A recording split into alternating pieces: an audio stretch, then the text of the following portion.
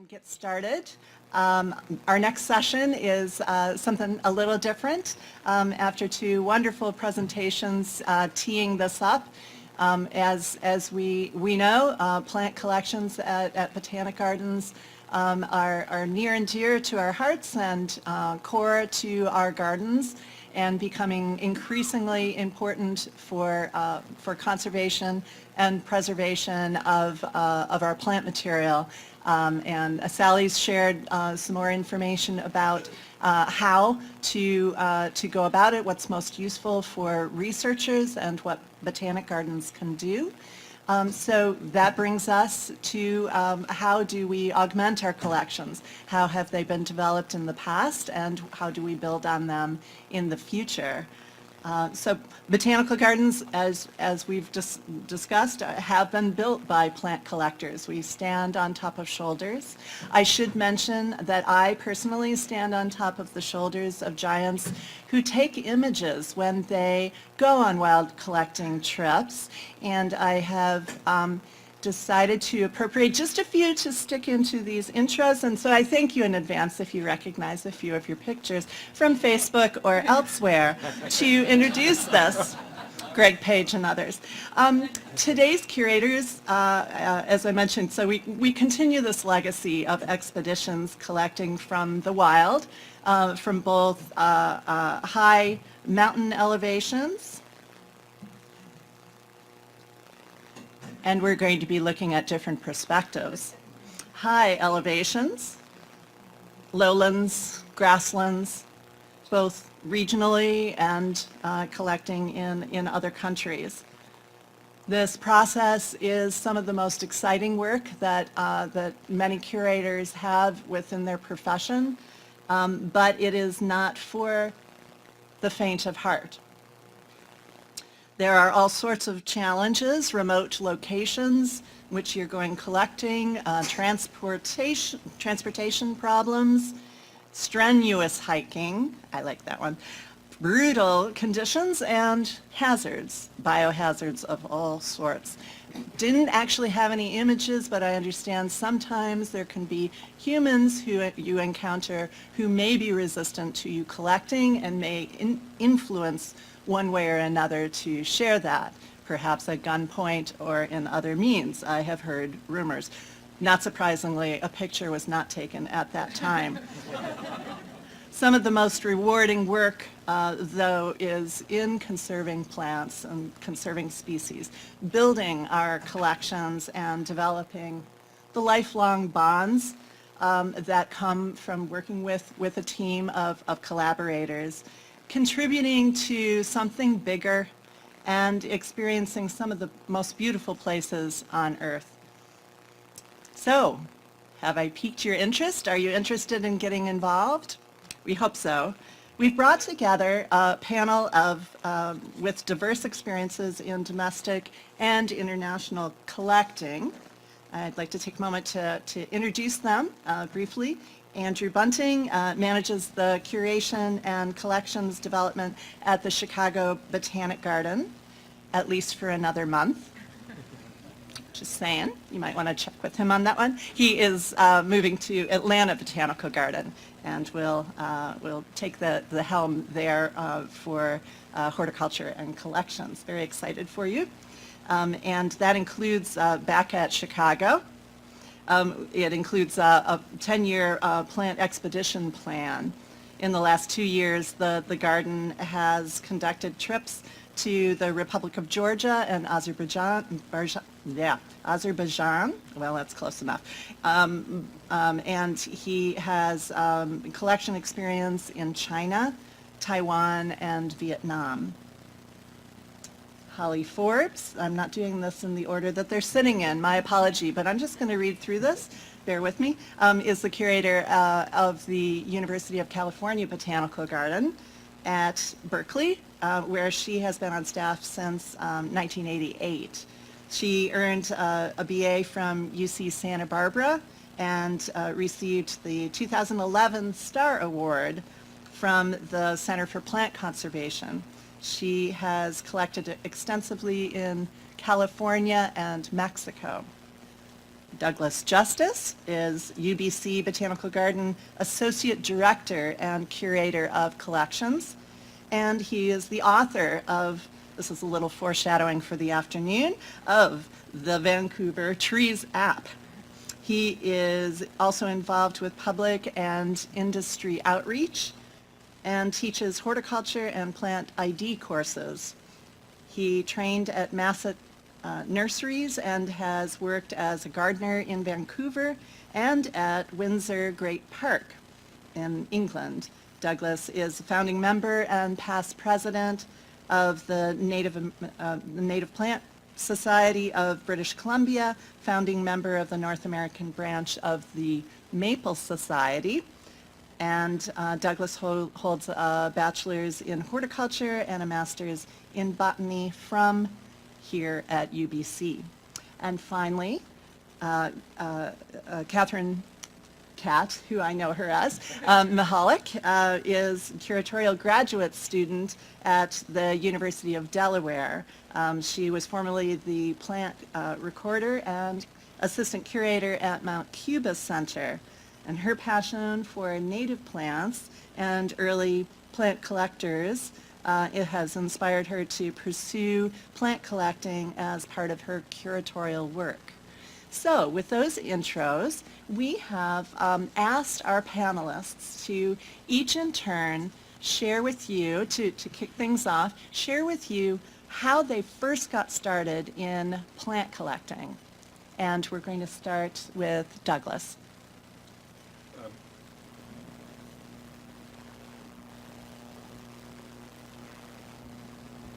Does that work? Yes. My first experiences in plant collecting are associated, that is legitimate plant collecting, are associated with the work I did for my master's degree, which was studying the range of Rocky Mountain maple from the north of British Columbia to Arizona and west to California, and that I think was it was very exciting work for me. I have to say that when I started my master's, I talked to my supervisor and said that I wanted to work on the maples of China, and he said yes, and it sent me away to do some research. And 2 weeks later, he said, "Do you still want to do the maples of China?" And I said, "Well, yeah, I do, but clearly that's going to be impossible. It was too great a task." And so we chose Rocky Mountain maple because it was a species that was in kind of taxonomic flux. And what that means is, of course, that from place to place, you're going to find different manifestations of that species. And so I went through, I won't bore you with my thesis details, but although it would be very interesting to me, but what it did, it gave me an opportunity to go to a variety of different environments, as I say, from the north to the south and east to west. And in collecting, and this is my point, in collecting, this is not like driving down the road and sort of witnessing things. When you're collecting, you're really studying, and you're not just studying what plants look like, but you're also studying,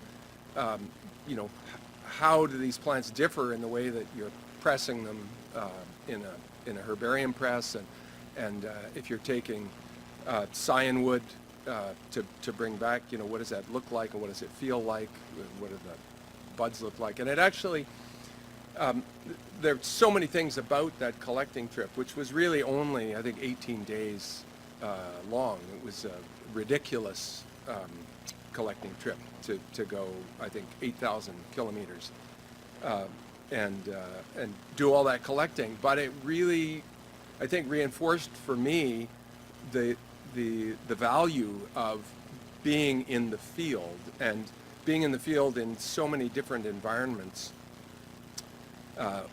really, I think, kind of woke me up to just how different and how exciting different environments can be. And so that's how I got started. And then, of course, that was in Western North America, and so subsequently I've been collecting elsewhere in the world.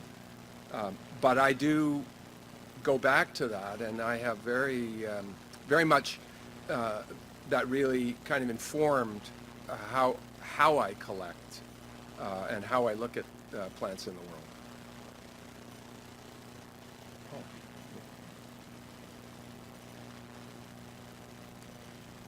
Well, I'm kind of following in the same footsteps, but as an undergraduate at UC Santa Barbara, I think one of the most valuable things we learned was the skill of observation and learning to see what's in the environment around you. We were no longer suffering from plant blindness, which so many of our non-botanical friends seem to suffer from, although we keep trying to convert them. And so as an undergrad, I was fortunate to be involved in some floristic studies. So while we weren't looking at a particular species, as Douglas was, we were doing some volunteer work and then later some contract work, but we did a flora of a local state park, which meant going to that park every 2 weeks and seeing all the changes that happened every 2 weeks, and knowing that, well, it's not quite ready for a good herbarium sheet, so we'll come back in 2 weeks, and damn, a deer ate it in the meantime. So knowing that that is a chance event as well, that it's not just going to be there waiting for you, and if it's something to learn when you're collecting, sometimes it's opportunistic, and you just have to go for it, even if it's not at the actual peak or prime of condition that you might want. So I'd say that was really a formative experience for me. We did something similar when I worked at Santa Barbara Botanic Garden, helping to assess the effectiveness or lack thereof of revegetating a pipeline corridor. And that meant going out and looking at seedlings and arguing with one another over, well, I think it's this. And no, I think it's that. I said, but I've been out here every 2 weeks for a year, and I know it. So observation is really important. And then I think some learning that when we were doing the floristic work, knowing all the data we wanted to gather so that we'd have really good herbarium sheet labels, and that information would be valuable for others over time. And then when I got the job at the University of California Botanical Garden, I was fortunate to go seed collecting with a very well-established and good field biologist, Roger Raish. He just traveled the highways and byways all the time on his own and learned where things were. And we would just go in the fall and collect, sometimes opportunistically, but he usually knew what things were from his previous visits during the springtime. So that was really a good eye-opener for me too, in how to go for these opportunistic collections and make notes about where you've been and which road you turned on and when you turned on it, so that you could get back to it at some point in the future. And we didn't have GPS units at that time, so keeping good directional notes were important. So those were some of the formative experiences, and I think if you have the opportunity, but if you haven't yet, is to go out in the field with people who are doing collecting, even if it's for a small project, just to see what it's like. And more recently, we've been involved in collecting from the rear or far edges of populations of endangered species, and that's been our focus more recently, but we'll talk more about international collecting as we get into the program. Good morning. I actually came to plant exploration, plant expedition work fairly later on in my professional career, so I didn't do any plant exploration work until I was probably about 45.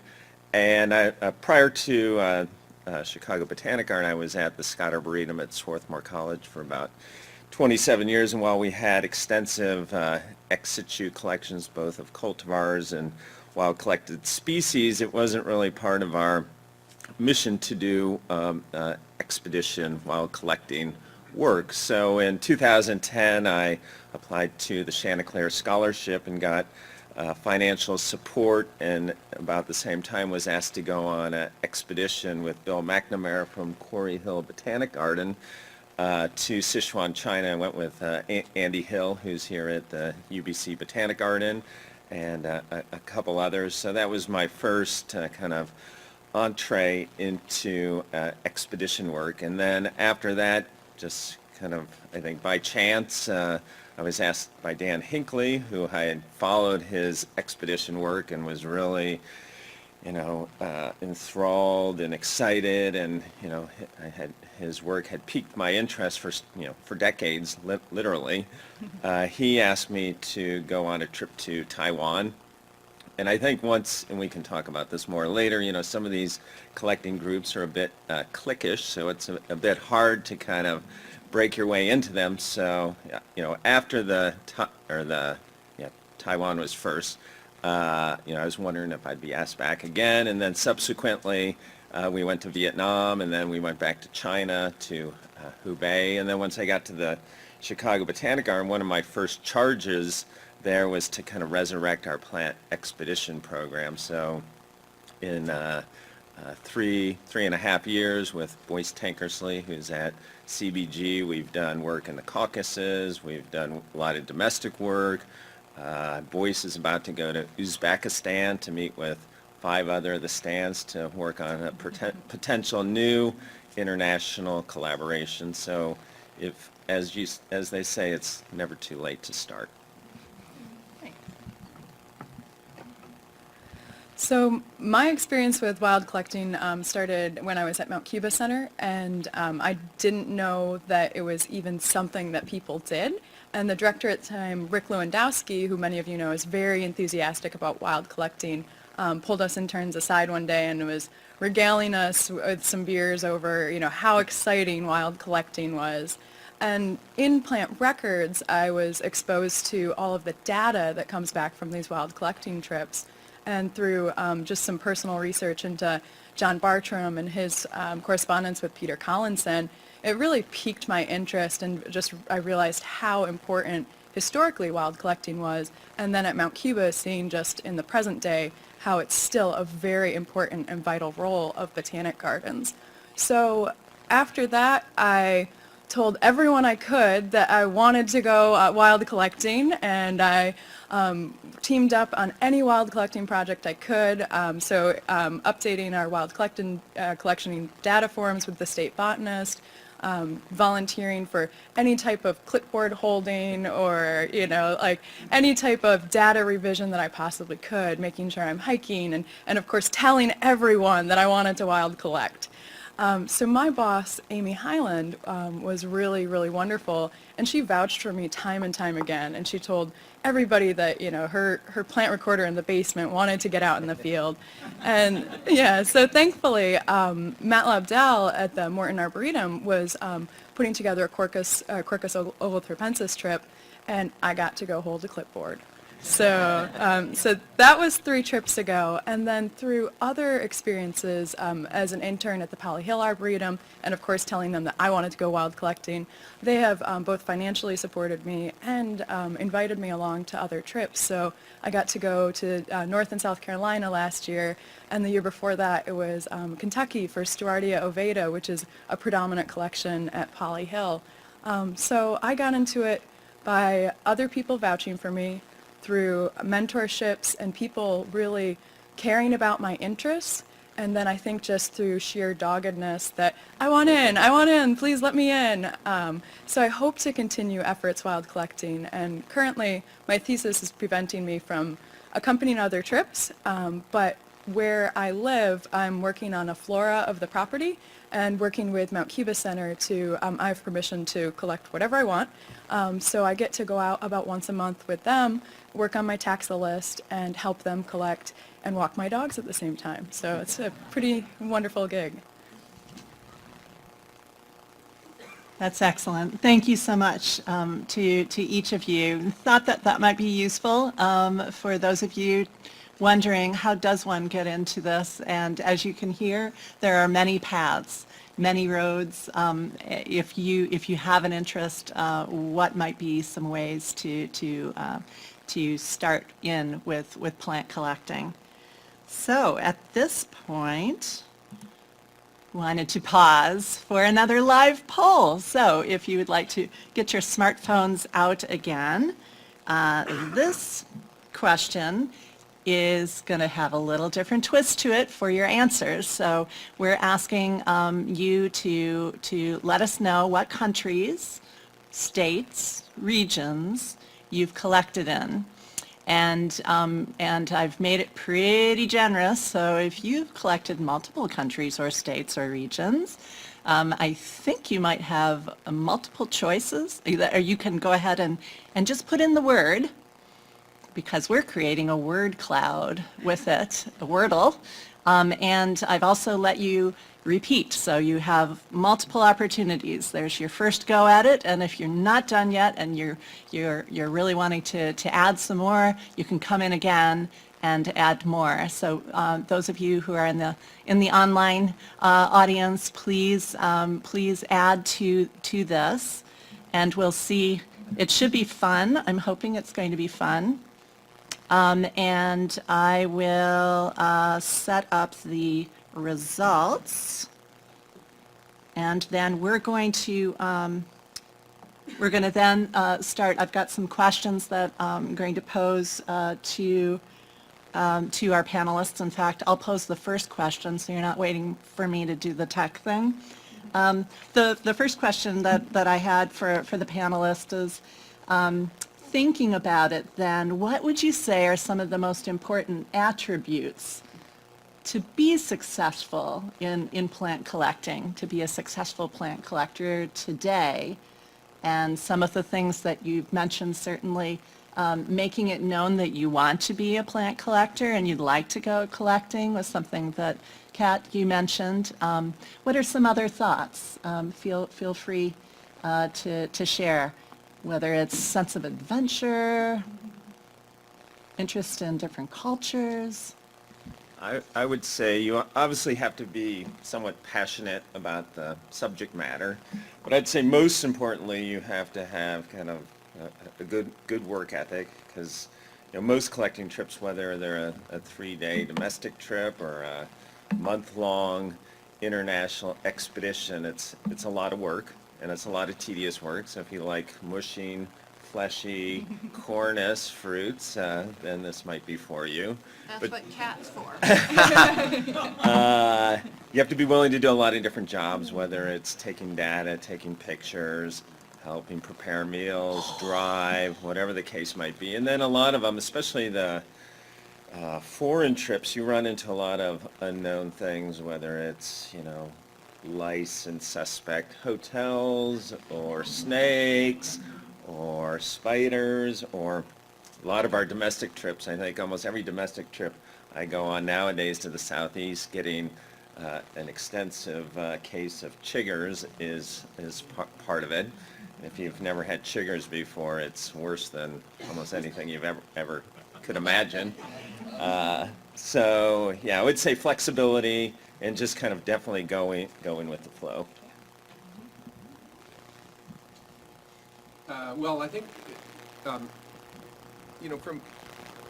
from my point of view, there definitely has to be, obviously the people who you work with have to be passionate, and you have to be passionate about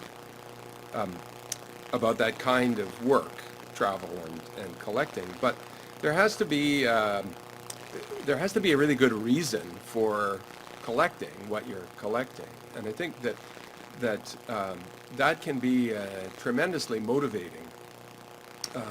And so if you're thinking about this and you're interested in a particular group, it's okay to, and I've got nothing against holding the clipboard. In fact, holding the clipboard is often much easier than some of the other tasks. But I would say that that there needs to be a real focus. I mean, any plant collecting expedition nowadays, it seems to me, has a real focus, and there you need to be able to kind of find what it is about that suits you, whether it's like the expeditions that I've been associated with recently. You know, I'm not actually doing a lot of the physical collecting, but rather I'm the one that people put the branch in front of my face and say, "What is this?" And so you know the skills that you bring to the table have to be, you know, you have to want to you know, go through the books to see what things are, or you know, make an effort you know, before you go to you know, to learn the flora, or there are a variety of things like that. I think that if you don't go into collecting with a kind of 100% commitment to what you're doing, it's not going to be very rewarding. And there are so many things that can happen to make an expedition or a trip horrible.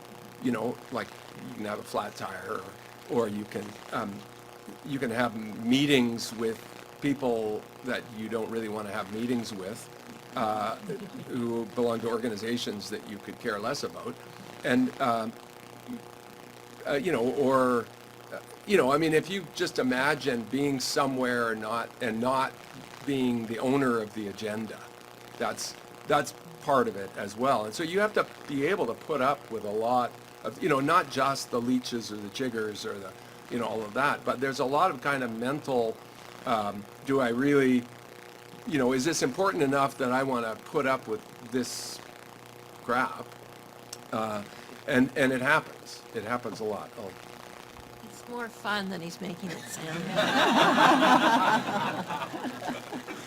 I'll just do a short response, and Pam's ready to move on to the next question. But I think really the focus of your trip is what you really need to decide on with yourself, and if you're working with others, that you all have to agree that you're all going to do these variety of tasks. Sometimes I like to hold a clipboard because I know what data I want to come back with, and so sometimes my colleagues are less interested in doing that because they're so excited to be out in the field. They want to go running around looking at everything and bringing the branch back to me. What's that? And I'm like, well, where did you get it? Oh, over there. I said, well, did you take a GPS point? No. Why not? So I think understanding the tasks that each person is going to fulfill ahead of time is really important. And yeah, sometimes the weather is inclement, and you just have to put up with it, and or sit in the car and wait until it's better. Or the tent. Or the tent. Just depends on, you know, where you are and what resources you can bring to it. But if you're going after a particular taxon, sometimes you have to be adaptable and go like, well, that one's not available. So what else is here that might fill some other purpose or role, and do that. We went to a mountain peak that took us half a day to drive to, and we were told that the plants were ready and to collect seed, and we got up to 9,000 feet, and then we had to hike another 500 feet, and some of our volunteers were over 65. We had to go slow, but everybody was fine, and we got there, and there was one plant left because animals had come in and eaten all the rest the day before, or, you know, the week before. So we looked around, said, what else do we have permission to collect here? And brought back other things for the garden collection. So you have to be adaptable, and preferably of good humor as much as possible. So that was very interesting. So if we're thinking in terms of the attributes of being a successful plant collector, for those of you who have organized trips and organized teams, how do you go about recruiting a cohesive group to form a team? And I know when we were chatting before this, as we were planning this session, you mentioned about how important it is to form a tight-knit team where each of whom watches out for one another, and how that's figured in. So those of you who have been involved in organizing an expedition and recruiting team members, how does one go about that? A lot of the trips we've done in the last 3 years at Chicago Botanic Garden has been part of a collaboration that we're part of called the Plant Collecting Collaborative. So that's 15 institutions, a lot kind of upper Midwest, but a lot on the East Coast, a few in the Southeast. And for each trip, I would say that the group comes together kind of organically. Usually, there's always has to be a trip leader, somebody who really kind of sets the agenda for the trip, maybe helps identify with others the target species. And one of the things we've tried to do as part of the Plant Collecting Collaborative is kind of what Kat was talking about, is bringing kind of a younger generation into the mix. I'd say most of our trips have had somebody younger, somebody who's a woman, because a lot of these collecting trips have historically been kind of older white males. And I think what we look for is kind of, for say an international trip, it might be, say, 4 people seems to be, or 4 people at least from our group. There may be other people from the host country. A domestic trip can be more people because it's a little easier to logistically get around. And so, that at least our trips just kind of naturally come together. We're not looking for any particular skill sets, because I think that gets determined once we do the trip. So usually there's a couple people that do the photography, one person that does the data collection. Everybody collects seeds. Everybody squishes seeds, everybody processes seeds, so that's pretty well dispersed amongst the group. And what I like about the PCC trips is every single trip we've done, it's a different group of people. There's other, maybe collecting consortia where it's the same people that go out every time, and I think that does somewhat create these kind of cliques of people or collecting groups. It's oftentimes a little hard to integrate. So, as long as somebody can come forward as the leader, and for, say, an international trip, it can take probably pretty much a year to really get all the pieces together, especially when you're dealing with foreign cooperators and MOUs and permits and money. That it requires quite a bit of work. And then the leader can kind of help establish assignments as well. I just wanted to speak to what Andrew said about the inclusivity of some of these collecting trips. And many years ago, I guess maybe 3 years ago, that's not that long ago, It's relative. from my observations and enthusiasm for wild collecting, I did notice that there was a lack of women and diversity in it. And so that's part of what helped me and my partner create the Women in Horticulture group. And so through that, I've been really exploring the stories of women wild collectors, both historic and modern. And it's interesting to me that women are wild collecting, but they're doing it in very quiet, small trips, and they're not being advertised. But in the last 3 to 4 years, I have really noticed that there are more women being invited and more women being invited on international trips. And of course, when you go international, cultural things happen. And so it can be more difficult to bring a woman along. And it can be more expensive if you only have one. If you have 2 women boarding, our really limited funds can go a little further. But if I remember one trip, I was the only woman who was going to be on the trip. And because of the expense of staying in a room by myself, I might not be able to participate. So being aware of some of those nuanced funding issues that aren't really related to the plants themselves or the collecting trips themselves is really important. And then once we bust through the women barrier, or even before then, we need to bust through some of these other diversity barriers. It's very white. And we're working with very multicultural groups when we're doing international collecting, and we need to do better. So that's my shtick. Hear, hear. Related to that, we've mentioned about, whether these barriers were in place, and whether we're overcoming them over time and we're moving in the right direction. Do you see any other barriers potentially to getting involved in plant collecting? You also mentioned about just the cost of it and whether it's affordable. Have any of you had experience along those lines that you had to maybe even personally invest not just time but some of your own money even to get involved? Any thoughts about those that direction or other barriers that you see to plant collecting? Well, just briefly, we UBC Botanical Garden has been going to Asia for a number of years, and particularly in the last 3 or 4 years, it appears that the sort of the cost of doing business has really escalated, and this is creating some difficulties, and in some cases we've made decisions to actually pull back and change countries, as it were. So those issues, I think, are always always on our minds. On the other hand,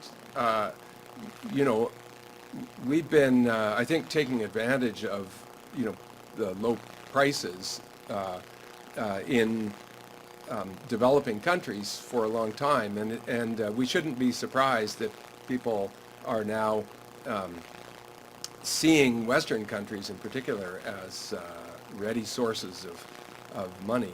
That's a fairly complicated debate, I suppose, but it's something that is a concern to us, and our funders are have to this point been pretty good, but I imagine that people will start balking at some funding, and then so what that means is that we have to shorten trips, or we have to go elsewhere, or find multiple funders to do that. So I think it's a kind of complicated story. Just a couple of things on that. Of course, funding is always an issue. Sometimes we've been able to, for domestic collecting, have found resources for shorter trips, their day trips. And in those trips, even finding a team is a good consideration. Training younger folks to come along, finding people who are knowledgeable or expert in the species or group that you want to collect, getting local collaborators to tell you what the phenology is of the plants. And that's been really helpful for us. And say we have Fish and Wildlife Service funding to do some endangered species collecting. It's very modest funding. Sometimes it's not enough, but we have private donors that will make up the difference. And then I'll invite people from the Fish and Wildlife Service office to come and help, whether it's tagging plants or collecting seeds, and then they bring their younger, newer staff along to see just how we're doing it, and that we're following guidelines, professional guidelines, say, from the Center for Plant Conservation. So getting them more familiar with collecting along maternal lines and keeping things separate and not tromping all over the habitat if you can, and being careful. Funding is of course always an issue. We've done some collecting in Mexico recently, this year, and one of the barriers there was local funding. there were collaborators. We'd gone to Mexico and met folks and talked about our wishes for collecting for the garden and what were their wishes for collecting for whatever purposes they had, which included basic documentation of the flora in various parcels on nature conservancy type lands, not that actual organization, but local protection groups. And their expenses are different from ours because of the local economy or conditions. And it's turned out that, they just needed money to hire mules to carry plant presses and gear up, many kilometers into a mountainous cloud forest, and it's like $400. It's like, I'll write you a check. And so we were able to collect for our purposes. They were to collect for theirs. We helped each other, and I didn't actually get to participate. Another person from our garden did, but it was very equally beneficial. It was relatively inexpensive for us, and yet it meant the world to them, and then it was time on both sides. So it can be done. The barriers are financial, but they're also timing. Who's got available time, and when are the plants doing their thing at the right time? And then there's always the permitting issue, which can be challenging. Speaking of permits and permissions, is that an area that you're seeing is bringing about increasing complexity, where knowing that the Convention of Biological Diversity has been in place for 20 plus years. They worked on that third precept about having access, prior informed consent, and access and equitable sharing of any benefits that might arise from utilization of the plants.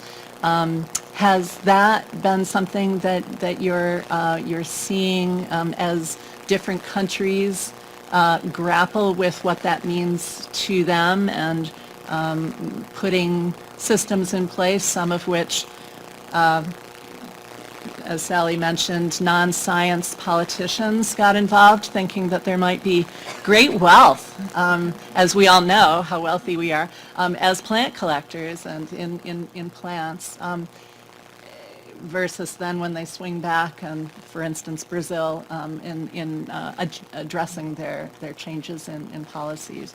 Have you encountered situations like that, and could you speak on that? Well, certainly in Asia, what we've found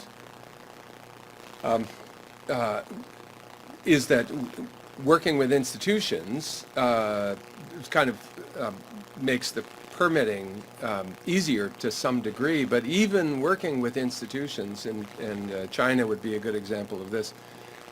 There are, depending on the institution, if it's a federal institution, then there may be a better connection with federal permitting. But there are all kinds of, and I think this is probably true of other places as well, but there are varying bureaucracies at different levels, whether it's county or state or province or country. And so somebody, you can have a permit, but that might not actually be respected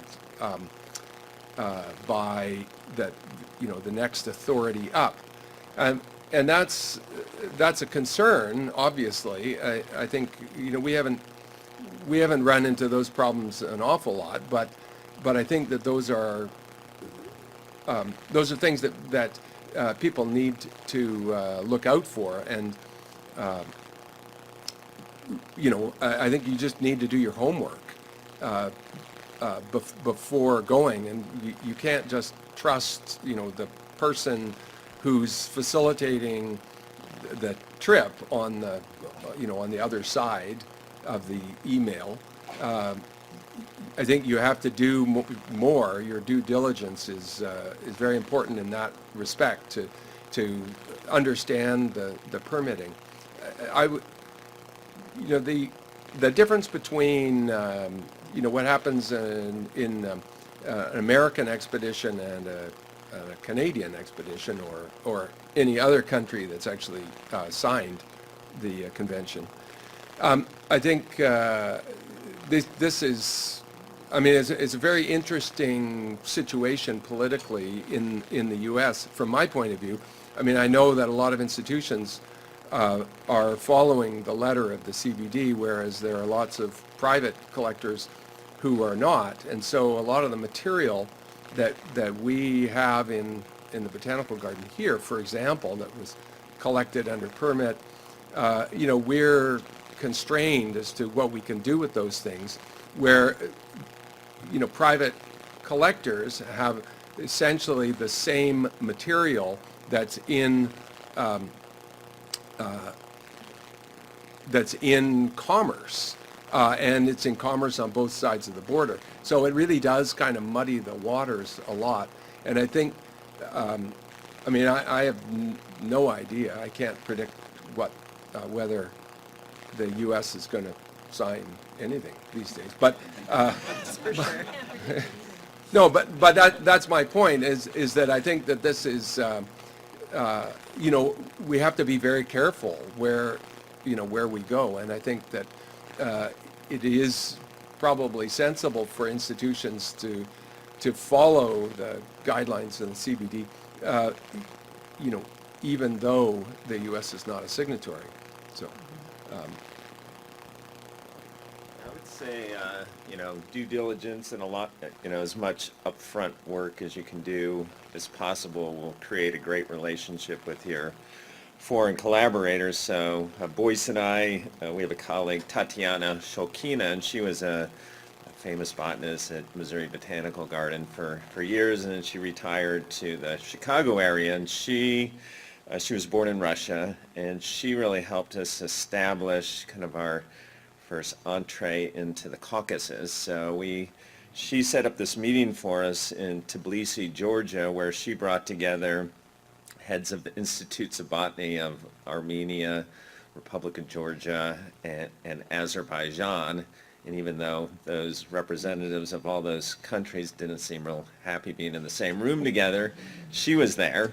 And she, at that meeting, she helped establish what has become now this great kind of working consortium of our group, the PCC, and those three countries. And it was out of the first trip to the Republic of Georgia where we really kind of hammered out the language for the MOU, the Memorandum of Understanding, and we've used that exact same template now for Azerbaijan, and then Boyce is going to go to Armenia next year. And it took a long time. It was a lot of back and forth emails and a lot of the details of what, in the CBD it talks about kind of a benefit sharing. And a lot of these countries aren't expecting benefit sharing in the sense of, some plant that you're going to bring back from Azerbaijan. It's, if there's even, slim likelihood that it could become commercial and they might get a royalty. It's they're at least the countries we've dealt with, the type of benefit sharing they're interested in is maybe a staff exchange, at least us paying for their leading the trip or their botanical expertise. Or last year when our group went to Azerbaijan, they needed a soil probe and another little small piece of scientific equipment. And then I think what they're really looking for is a long-term mutually beneficial relationship, where we can maybe have a future conference or write papers together or whatever the case might be that will, equally elevate their professional stature within their professional community, and we're trying to do the same as well. So, and I think also at the end of the day, your institution has to stand behind the MOU or whatever that you've signed and feel that they are compliant with the CBD.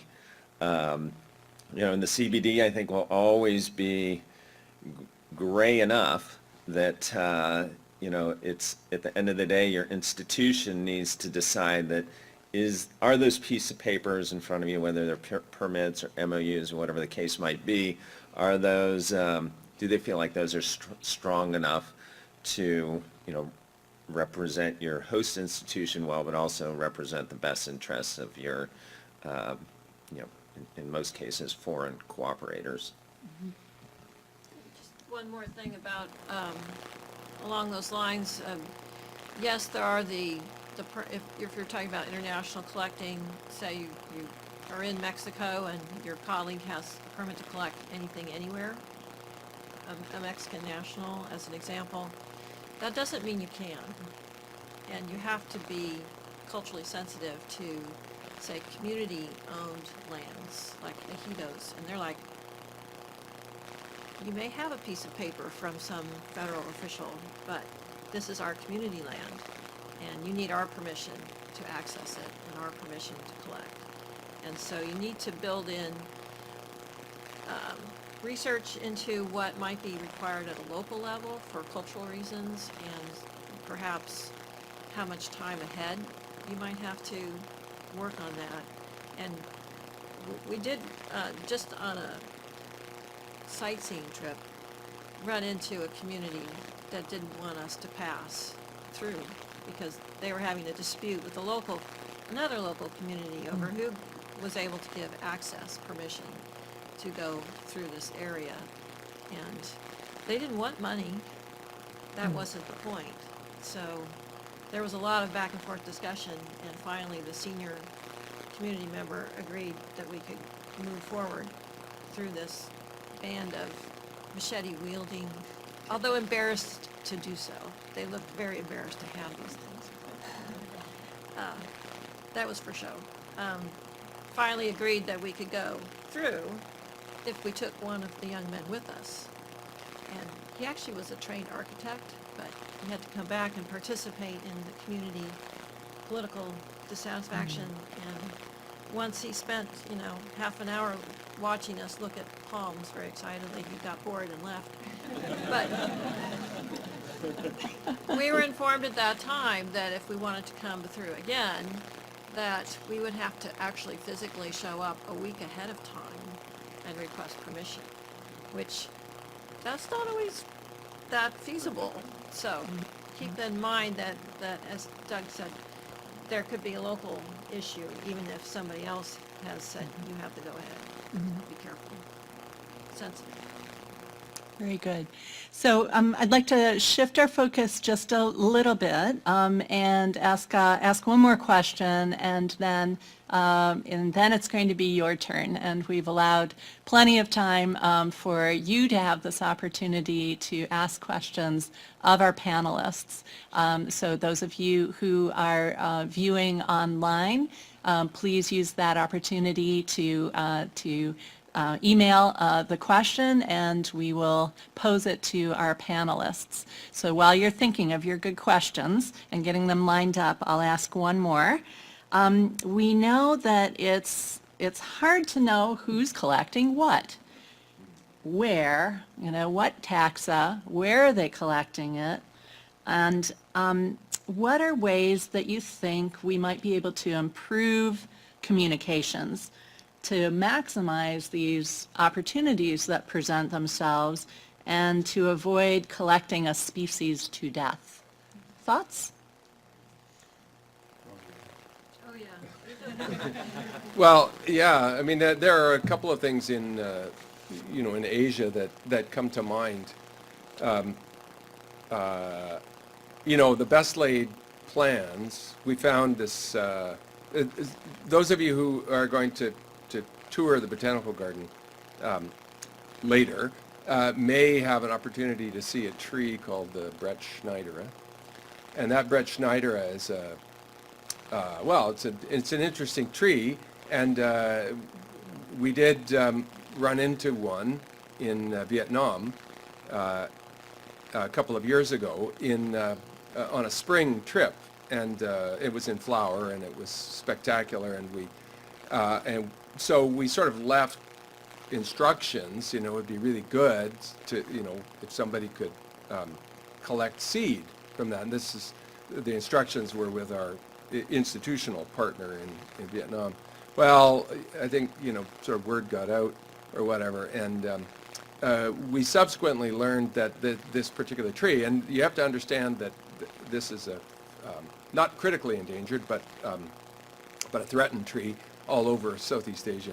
And so the last we heard was that somebody had paid somebody to climb it and collect the seed, but they'd done it with a machete or something, and so sort of damaged the tree. Although when we subsequently saw it, we couldn't really tell. But the point is that somebody just came up with a machete and harvested seed, and this kind of thing, I think, happens. We've run into people in Vietnam who come down the mountain with a armload of orchids, saying, here, have that, because people don't understand that we're interested in plants and we're interested in documenting those plants or collecting those plants, but the people who live there don't, I think, have a sense of how perilous it is for some of those species, and so they just think that we want plants, and so they bring us these fantastic peonies or whatever it is. The point that I'd like to make is that we have to tread very, very carefully, and we have to be as open about what we see as possible. I think that there's a tendency among people who go off into the wilds to not really talk about those things they want to sort of keep for themselves, but there's a tendency to brag about those things at the same time, and so I don't know. I could blame Facebook. I won't, but I think one could blame Facebook. For many things. For well, yes, for many things.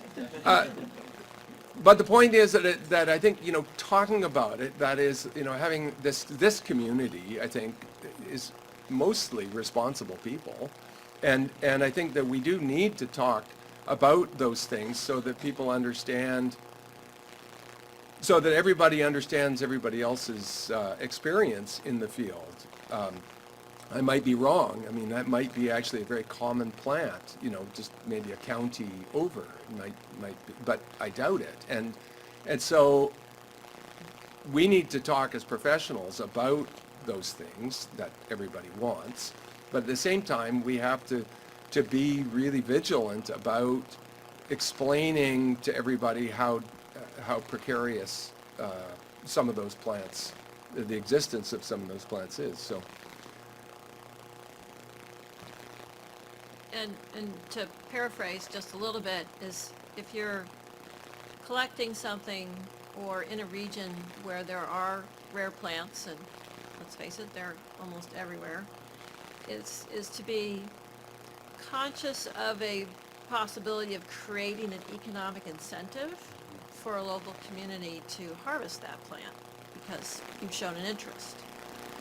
The cycad community, passionate cycad people, where they decide where they're going to host a meeting every 3 years. It was just in South Africa in August, which was great.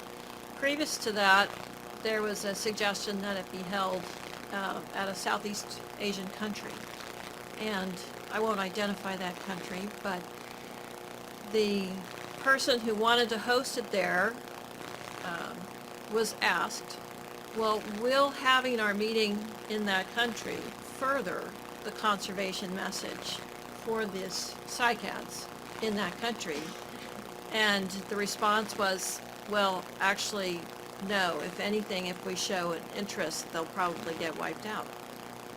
So the meeting was not held in that country to avoid creating an economic incentive to pillage habitat. On a lighter note, where, say, we have, you just have to make use of all your professional and layperson contacts to find out who might be interested in a particular plant or plant group that you have an interest in. And there are networks. I mean, Andrew's talked about the plant collecting collaborative. What's that? It's very PC. But you can always, now that you know about it, you can contact Andrew or one of the other partners and say, I'm interested in this group. I understand you're going to these parts of the world. Is there a collaboration that makes sense? Or, you know, are you going after the same taxon? And if not, then great, I would like to. And who might else be doing that? In California, we're trying to reduce both impact and also duplication of effort for endangered plant species, and so we've got this California Plant Rescue Consortium. It's mostly Center for Plant Conservation members, but also other organizations in the state that have an interest in endangered species in California, and we have an annual meeting, but we also have a database online, and you can go onto that website and say, who's working on Clarkia lingulata, you know, this Merced Clarkia. It's like, oh, I see the UC Botanical Garden has an interest, and Rancho Santa Ana Botanic Garden has an interest. And then you can contact staff at those institutions and say, this is my interest, how does it jive with yours? And we've tried to have, say, a state agency, State Fish and Wildlife, serve as a clearinghouse for who's working on what, but they're understaffed, and like everybody, and it's really hard to keep on top of that sort of thing, but it's also a place to check, you know, your natural heritage groups and say, I'm interested in this for this reason, is anybody else working on it? And they usually know, and then you can collaborate, and so that you're not over impacting the species and achieving your conservation goal. So maybe at this time, we'll open it up to the floor.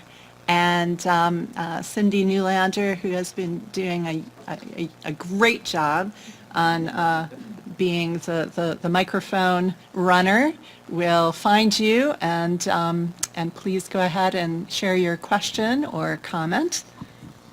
I have about 40 million questions. Well, maybe start with the first one, All and we'll work right. on from there. So Andrew, you may not know this, but I think in a couple of your collection trips with Dan Hinckley, he was collecting clematis on behalf of the Rogerson Clematis Garden because he had contacted us and we had gone ahead and paid a subscription. I would be happy to give my business card to all four of you because that's a way that we can sort of spread out what's going on. And I expressed this concern back when we all met as a group in California and we were at the Quarry Hill Botanic Garden, that there really does need to be a network, especially within the plant collections network, to know who's going where when. Can we include someone, or can we provide some financial support so that our various gardens and various collections become stakeholders in these expeditions? So I just wanted to put that out there. And second of all, a lot of us who are involved in plant collections are involved in the interface between merely the pleasure of having these plants and putting a notch in our belt of taxa collection, so to speak, but also the interface between us and gardeners and identifying garden-worthy plants or plants that are challenging.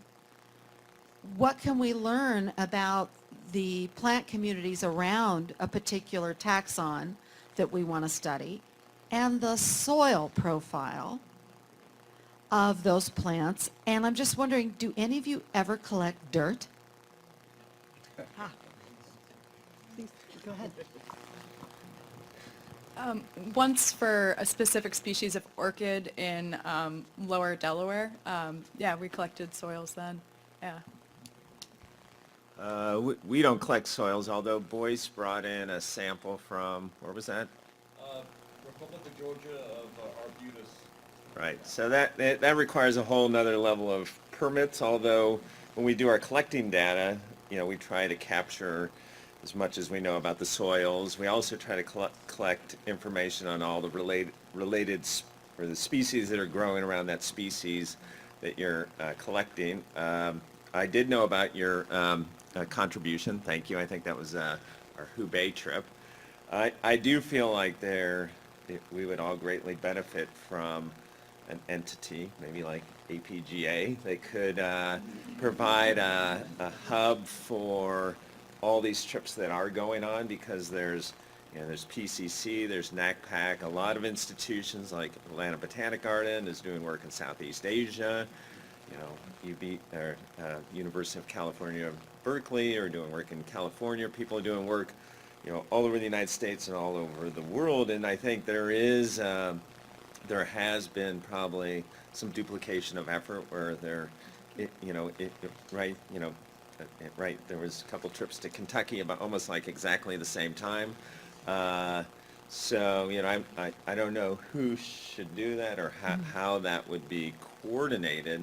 And I think it's getting better. I know that a lot of the members in NACPAC are also members of the PCC, so at least those two entities know what's going on. So maybe it's not coordinated down to the exact species, but if people at least knew who's going where from a regional point of view, that would be beneficial. I think I would agree with all of that, but I would say that this is, in North America, we're often North America-centric, if not America-centric. But, the rest of the world, the Belgians and the English and the Scots are all collecting too. And so it becomes, I think, it becomes complicated. I think that for people who are collecting in the U.S., there are probably conservation organizations that might be good hubs. Botanic Garden Conservation International is a very good hub. APGA is a good hub. I think, again, as professionals, we all need to be aware of all of those organizations and try to communicate. We've been going to Vietnam for a few years now, and there are other groups that are going to Vietnam in some of the same areas, and we're not 100% aware of what they're doing, even though we have the same institutional hosts sometimes. But the point is that I think that again, you need to really make an effort. It's not just a question of paying somebody to kind of coordinate all of these things, because I think it's much too big. And so we need to look at the IUCN data. We need to talk to our colleagues around the world. And like you and like us, we're all interested, I think, in the same thing. And so people are very, whether they're from the former Soviet Union or Vancouver, we're all pretty easy to talk to. Do we have another question? This could be a little bit of a question and just mostly a comment, because I'm a plant propagator, so multiple and very much mostly interested in ex situ conservation. So I work for the Botanical Garden. Multiple collections isn't necessarily a bad idea if everyone's getting the same collection and germinating it in the same way. We're really heavily selecting for what we're holding all across the world. So I guess in the same vein, when I get a seed accession in of 100 seeds, and I take the first 6 that germinated, we're heavily selecting for what we're holding. So if we're actually trying to do some work for the future and hedging our bets, multiple collections of the same species, not through the edge of the range, probably isn't a bad idea. Perhaps the conservation guidelines experts might want to speak to that if it's not a coordinated multiple collector aspect. Right, for species that are in small quantities or few populations, there are guidelines that the Center for Plant Conservation has promulgated and that have been adopted by lots of government bodies, agencies, and so those can be referred to. They're going to be coming out with a more public set of best practices that will be, they recently got funding to do that and also do training modules that people will be able to access and improve the training more broadly than just the CPC institutions. But just quickly, we want to collect when funding permits, from as many populations as we can, especially if we don't have any genetic knowledge of those populations. And then ideally, it would be, beginning, middle, and end of the seed maturity time in those populations. That's assuming if the populations are large enough to sustain that level of collecting. And so everything is a case-by-case basis. And seed storage is the best bet for retaining as much genetic diversity as you're collecting. If you're growing some out just to see what you need to do to get them to germinate, that's great. And then they're a display plant in your collection, assuming they store as seeds, not all of them do, then it's okay that you're keeping the first 6 just as a display in your garden. That's not necessarily your conservation collection, it's your seed bank. If I could take this opportunity to mention, since the 2015, the association has been working with the U.S. Forest Service and Tree Gene Conservation Partnership, and has been able to tie in a few of these threads.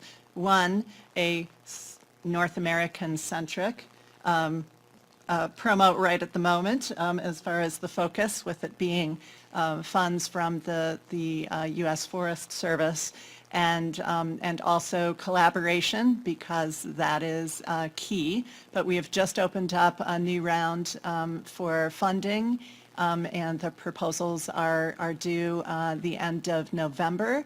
What we're focusing on are those species that are at risk. Perhaps they're not actually critically endangered, but they're at risk. And that they are not orthodox seeded, ones that can be traditionally seed banked, where public gardens and living collections may be one of the viable repositories for ex situ material. So trees, U.S. primary as range, again, not just because of us, but because of where the funds are coming from. And it's open to, PIs can be active members of the association with partnerships. We're looking for partnerships to be a part of it, and multiple distribution sites of this material, get it spread around. So that might be with public gardens, it may be other local partners, U.S. Fish and Wildlife Service, Forest Service, you name it. So that's something, we've got that up on our website, and you can speak to me during the course of this meeting and beyond for more information. So maybe we could take one more question? I'm going to squeeze 2 in, Pam, sorry. Oh, We had one of the past presenters mentioned GBIF, and I didn't know if anybody who had been wild collecting had ever shared any information, whether genetic, with an institution that was uploaded to GBIF. And my second question is, what happens after, post-trip collecting? What information is shared between the institutions, and how do y'all follow up on the details that you gathered during your trips? Excellent. If you'd like to take either one or both. For follow-up from the collections, it definitely depends on who you're collaborating with and what your agreement is. The last trip I was on, the COSI trip, we had, I think, 6 institutions, and we all had very much a genuine sense of camaraderie, and even though it wasn't written down, we've been constantly sharing updates about what has germinated. I'm a terrible propagator, so anything that germinated, I was sharing photos of and getting information from the Arnold Arboretum how to even grow this stuff, and also checking in to see if something that you're interested in hasn't germinated or you didn't get samples of, reaching out afterwards to see if something might be available. So short answer, it all depends on who you're working with. We've started to put together kind of a trip book for the PCC trips, which is a good way to document kind of just anecdotally what we do every day. And then there's also, the data that's associated with that. I know that NACPAC has done a lot of work to track all so NACPAC is North America China Plant Exploration Consortium, is that right? Yes. Right, good. And that's been around since for almost 30 years or so. And they've done a great job of tracking all the plants that have ever been collected that are alive in ex situ collections. And I think that's information that's really worthwhile, because it's easy to lose track of all these great plants that have come in and who has them and what the status of them. So I would say if you're part of a consortium or creating a little consortium, to that level of information documentation is very worthwhile. The association would be happy to share that information on any collaborative's behalf, if that is something that you'd be willing to share with the greater public gardens community, either through plant collections community online forum, or more publicly through our general library and media center. And Tommy Rosenbluth, who is with us at the symposium, is involved. Yep, there's Tommy.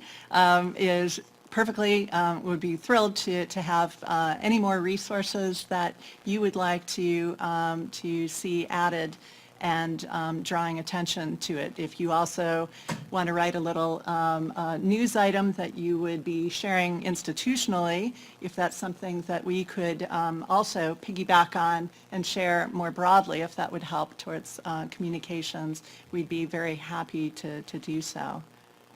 So this brings us towards the end of our time this morning, and I'm doing the switch over to resuming the slideshow. Resume slideshow, just because I did want to share the next slide, which you warned me about this, Ryan. Yep, I'm right on it. Use this arrow, in fact. Yes, here we go. I did it. So I did want to mention just a couple of other resources that are available. There are many others out there. Please feel free to send them through the Plant Collections Community online forum or elsewhere. We do have in our library and media center, we have uploaded proceedings from a symposium that was hosted at the Chicago Botanic Gardens some years ago. We looked over the proceedings. I still have lots of relevant information on it, so you can access that. I know it's a big URL and everybody's taking your cameras out, but it is actually through the media center and library. It's posted. And then another one is this little pocket guide that the Royal Botanic Gardens Edinburgh has published pretty recently, and it's available to purchase. It's not very many pounds to purchase and to give back to their effort. Something else you might want to check out. So. At this time, would you help me thank our panelists for this session?